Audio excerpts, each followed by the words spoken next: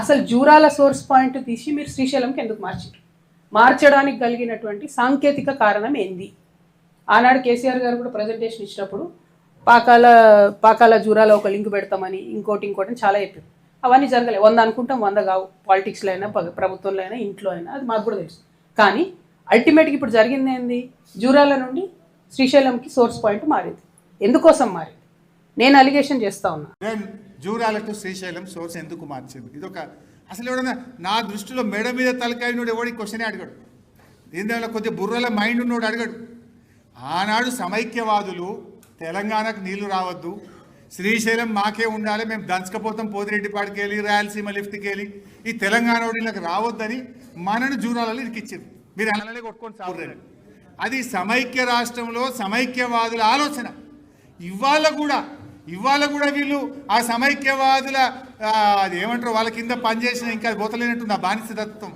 మేము ఇంకా అలానే ఉంటామంటున్నారు. అసలు ఈరోజు మా మహబూబ్ నగర్ మాజీ శాసనసభ్యులు ఎమ్మెల్యేలు ఇక్కడ నాకు కనబడుతుంది. ఇప్పుడు మా ఆల వెంకటేశ్వర రెడ్డి గారిది, మా మక్తల్ రామ్మోహన్ గారిది, వీళ్ళందరికీ మన నెట్టంపాడు భీమా ఆయకట్టు ఉంటుంది. ఇప్పుడు పోదాంపాడి పాలమూరుకు వస్తావా? ఉత్తం పోదాంపా. ఈరోజు నెట్టంపాడు మోటార్లు ఆగినాయి, భీమా మోటార్లు ఆగినాయి, కోయిల్ సాగర్ మోటార్లు ఆగినాయి. ఈరోజు 5,50,000 ఎకరాలకు జూరాల కింద ఈ యాసంగి పంటకు క్రాప్ హాలిడే ఇచ్చిందే రేవంత్ రెడ్డి ప్రభుత్వం.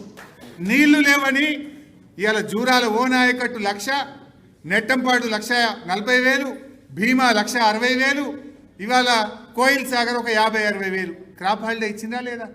మరి అదే శ్రీశైలం మీద ఉన్న కల్వకుర్తి మోటార్లు గలగలగలగల కృష్ణా నీళ్లు బారిస్తలేవా? ఇప్పుడు పోదాంపా.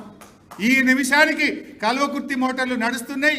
ఈ నిమిషానికి ఈ యాసంగి పంటలో శ్రీశైలం మీద ఆధారపడ్డ కల్వకుర్తి ప్రాజెక్టు కింద 2,80,000 ఎకరాలకు ఈ యాసంగిలో నీళ్ళు వస్తున్నాయి. శ్రీశైలం మీద కల్వకుర్తి ఉంటే 2,80,000 వాడుతుంది. జూరాల మీద ఉన్న నెట్టంపాడు భీమా కోయిల్ సాగర్ నీళ్లు లేవని క్రాప్ హాలిడే ఇచ్చేసిండ్రు. మరి అండ్లపై పాలమూరు పెడితే మంచినీళ్ళు కూడా దిక్కుండే రేపు. అసలు అంటే నీ ఉద్దేశం ఏంది? ఇక తెలంగాణ ఆంధ్రోడికి శ్రీశైలం అప్పచెప్పుదాం, ఇక మొత్తం వాళ్ళకే అప్పచెప్పుదామనే ఇంకా అదే సమైక్యవాదుల మైండ్ సెట్ మీది. ఇంకొక బేసిక్ పాయింట్, కృష్ణానదిలో ప్రధానమైనటువంటి ట్రిబ్యూటరీ తుంగభద్ర నది శ్రీశైలంకు ప్రతి ఏటా 450 నుంచి 600 టీఎంసీల నీళ్లు తెస్తాయి. అంటే ఇక తుంగభద్ర మొత్తం ఆంధ్రాకి అప్పచెప్తావా? మన లెక్క తెచ్చుకోవద్దా? జూరాల కాడ తుంగభద్ర కలుస్తుందా? జూరాల దాటి కిందికి పోయినాక తుంగభద్ర శ్రీశైలంలో కలుస్తుంది. మరి తుంగభద్ర ఒడగొట్టుకుందామా? తుంగభద్ర నీళ్లు పొందాలి.